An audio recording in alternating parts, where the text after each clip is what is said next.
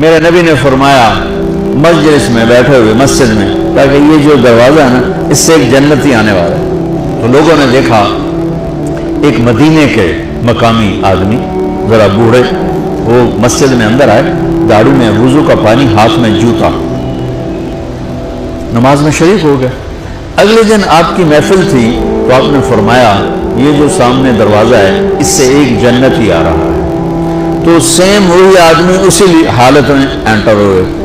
اگلے دن ہوا تو آپ نے کہا اس دروازے سے جنتی آنے والا ہے، ٹھیک وہی آدمی اسی حالت میں انٹر۔ اس مجمع میں ایک صحابی بیٹھے ہیں، ان کا نام ہے عبداللہ بن عمر۔ یہ 1,24,000 صحابہ میں ان کی ایک اسپیشلٹی ہے کہ یہ سب سے زیادہ عبادت کرتے تھے، سب سے اتنی عبادت کسی نے نہیں کی۔ ساری رات نفل پڑھتے تھے، سارے دن کا روزہ رکھتے تھے،